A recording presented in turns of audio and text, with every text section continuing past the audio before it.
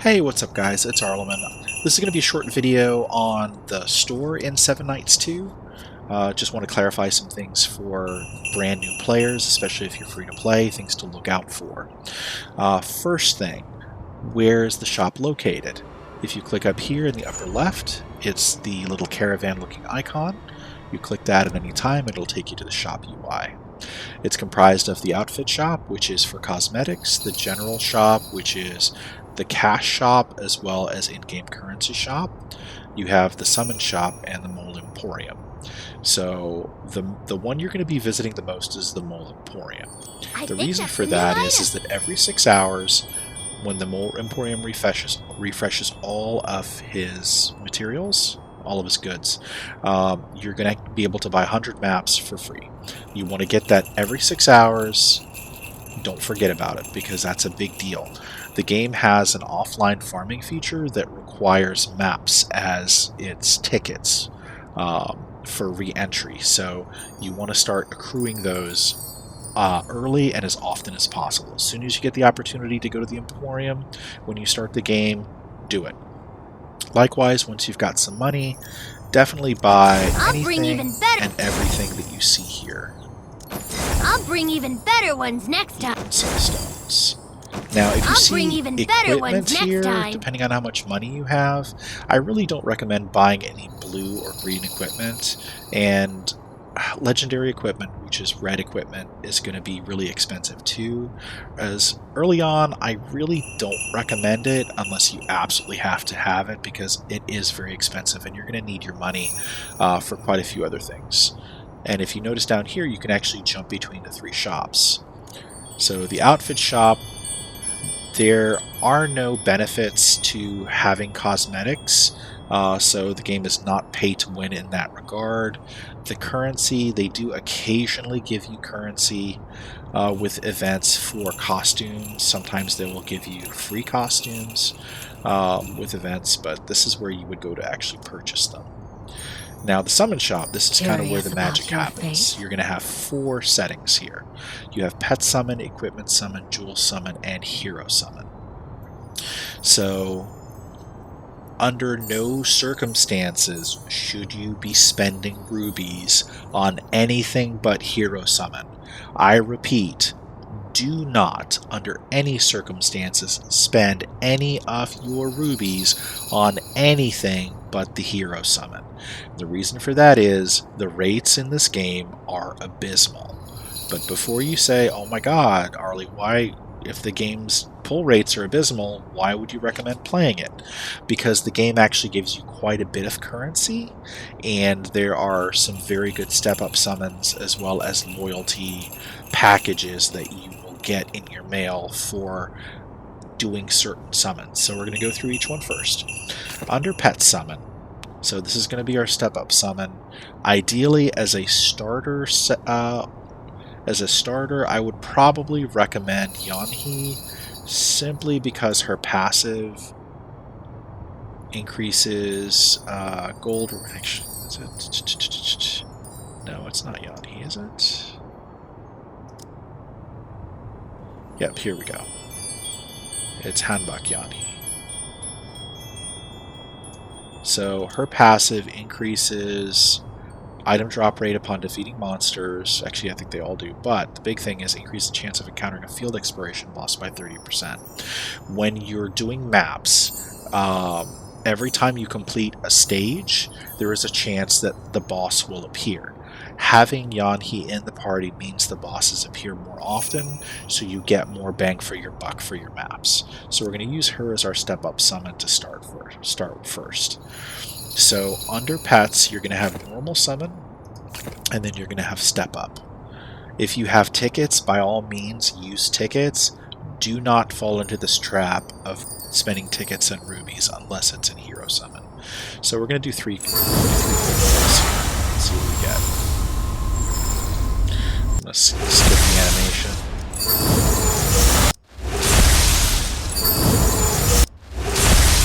Okay, so nothing super great. Alright, the next summon, and then of course we have a normal summon for which we have a couple tickets, so we're going to use these 2.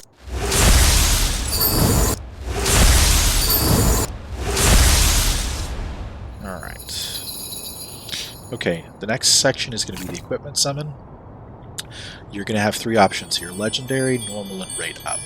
So legendary allows you to select a specific piece of character-specific equipment.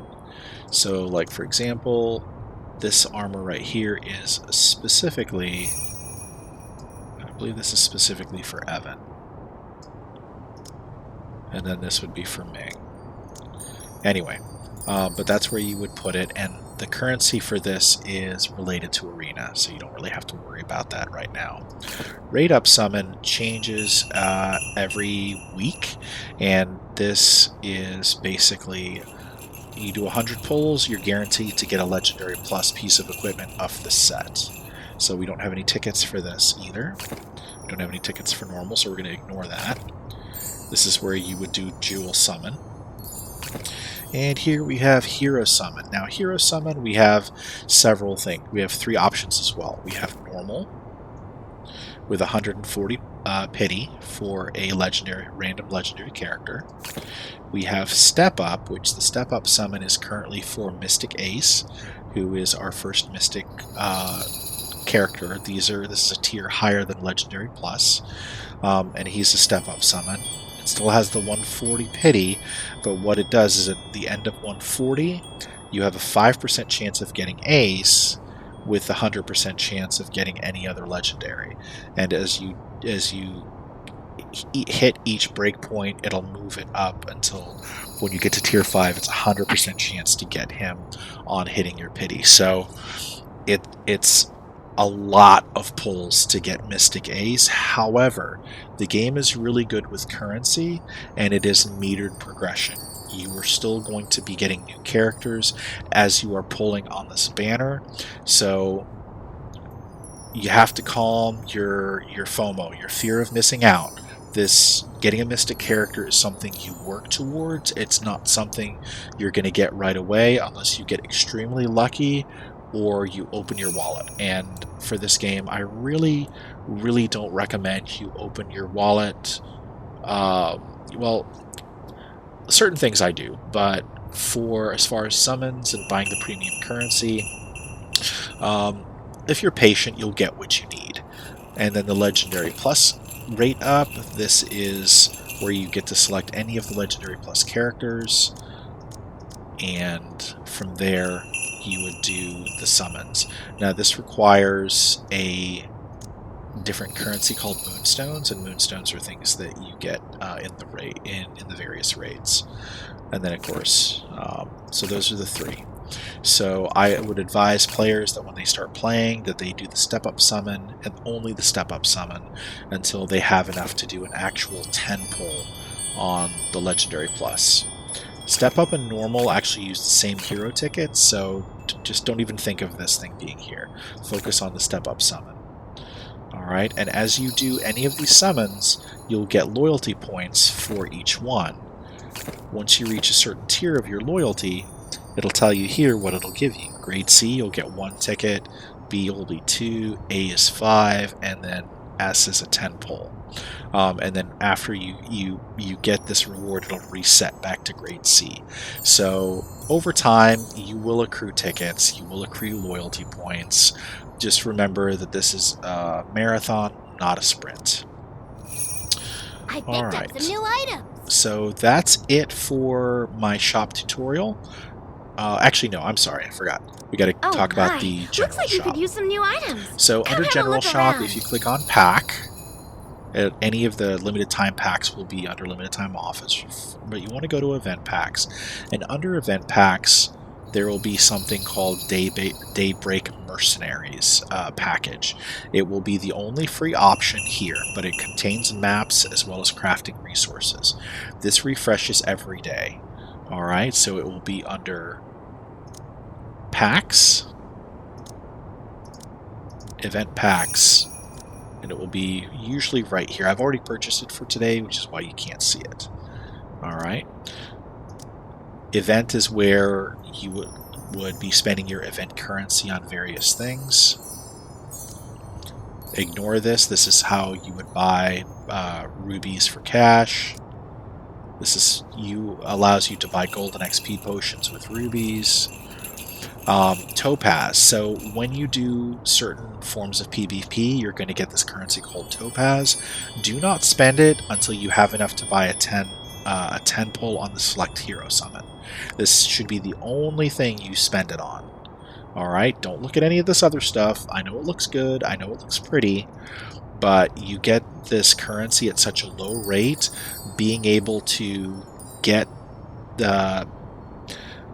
your pity bar full so you can actually choose your legendary plus hero is a big deal. So remember, save and only purchase the 10 times select rate up summit. Alright, so your common shop, this is where you're going to be spending your actual in-game gold. Highly recommend that as a part of your daily routine you're buying all of the maps in the shop, and this will all reset when the servers reset every day. Alright, don't buy anything else here except your auto salvage. So the auto salvage buff does cost in-game gold, and this allows the game when you're doing field exploration, which is the offline farming, to actually automatically salvage fodder equipment and drops so that it's not clogging your inventory, because it will stop if your inventory is full. So having this accessible means that your team is going to be able to continue to run those exploration maps without any delay. Alright, and once you get into a guild, once you start getting guild currency, you want to always get Fadina's Power of Light, Power of Immortality. This is a flat 25% boost for 24 hours. This is a defense boost for 24 hours, and this is an HP boost for 24 hours. So all three of these, which honestly, once you get to a guild, you'll be getting tons of currency, so just refresh these every day. You can also buy maps. You guys starting to see a trend here? Maps. Maps are truly the lifeblood of your progression in this game. Alright. Even in Arena. Look at that. We got more maps. Love the maps. Maze of Trial doesn't have maps.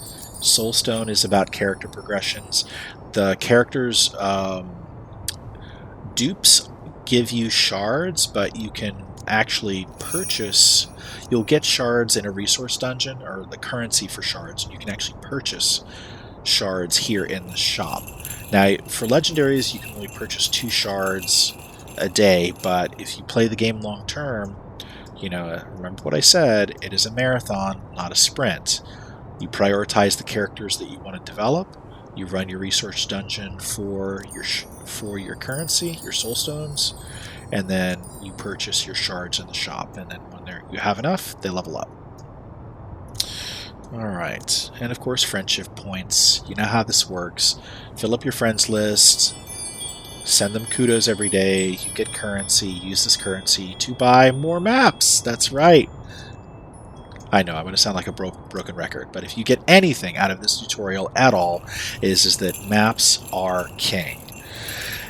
Thank you for coming to my TED Talk. I hope it's been helpful. Take care.